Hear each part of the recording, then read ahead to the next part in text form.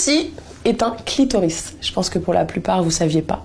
Maintenant, vous savez, ça ressemble à ça. Aujourd'hui, je suis avec vous parce que je vais vous expliquer un peu ce que c'est que cet organe et je vais vous expliquer surtout à quoi ça sert. Et comment ça se fait qu'aujourd'hui, en fait, tout le monde s'est dessiné un pénis et personne s'est dessiné le clitoris. Il faut savoir qu'en fait, le clitoris, c'est le seul organe de tout le corps humain qui est uniquement dédié au plaisir. Donc en fait, cet organe est juste là pour nous faire jouir et pour qu'on ait du plaisir. C'est pas mal, hein.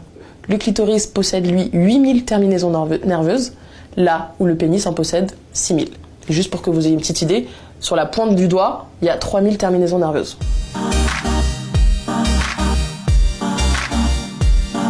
Un pénis, c'est un organe érectile qui se gorge de sang lors de l'excitation et qui mesure en moyenne entre 13 et 16 cm. Eh bien, un clitoris, c'est un organe qui se gorge de sang lors de l'excitation et qui mesure en moyenne entre 11 et 13 cm. Donc en fait, c'est exactement la même chose. Et ça, c'est le gland.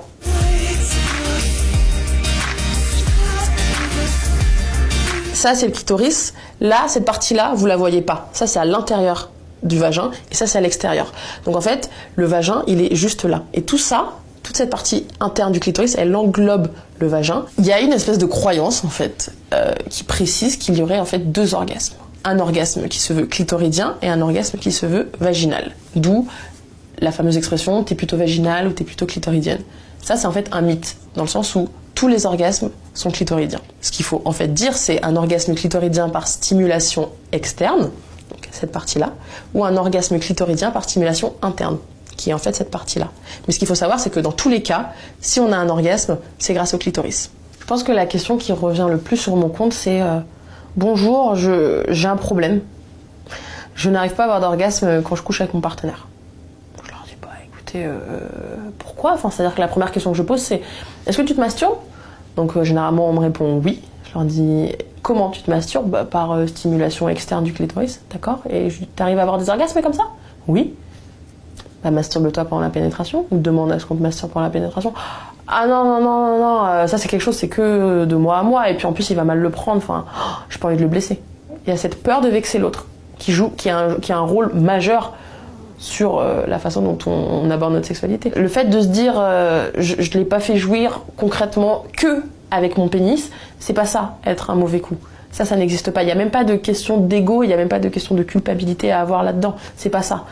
C'est juste que c'est purement physique. Et c'est pour ça que c'est important de parler clitoris, parce qu'en fait, quand on comprend comment il est et où est-ce qu'il est, tout prend sens.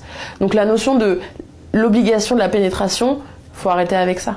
Et la communication, c'est super important. Il n'y a rien de mal à masturber sa copine ou sa femme ou peu importe sa partenaire pendant la pénétration.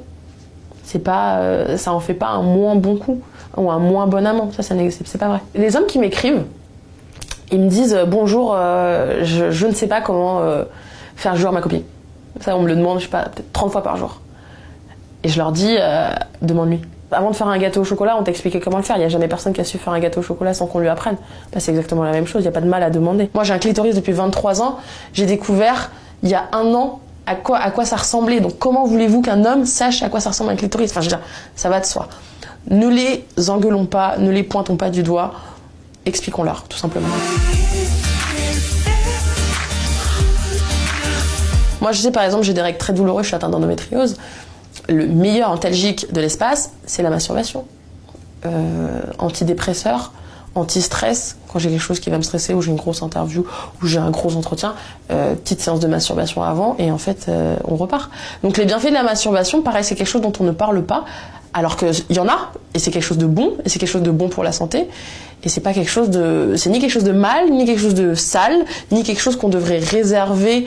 Pareil, j'ai beaucoup de personnes qui croient encore que à partir du moment où on est en couple, on arrête de se masturber. Beaucoup de femmes qui m'écrivent pour ça en me disant « Je suis en couple, du coup j'ai arrêté de me masturber ». Quel est le lien ? Ceci est un pendentif, c'est un clitoris. J'ai ce pendentif parce qu'il y a un truc qui me fait marrer, c'est quand on me demande souvent... Tu sais, il y a des gens qui ont des croix. Donc on leur dit « Non mais en fait t'es chrétienne ?» Moi je leur dis « Bah non, je suis clitoridienne. » Petite blague. S'emparer du symbole qui est le clitoris, ça donne une perspective et ça donne en fait un nouvel ère. C'est-à-dire qu'on n'a plus envie de représenter le féminisme et les femmes par des utérus, par des ovaires qui à mon sens, ramène encore une fois la condition de la femme à sa condition de génitrice. Or, on est mère si on a envie, on est mère quand on en a envie. Ça se trouve, on sera jamais mère, et ça ne fait pas de nous des moins bonnes ou des femmes moins respectables ou quoi que ce soit. Donc, le clitoris, c'est bien parce que ça permet de parler, de tout simplement prendre son pied.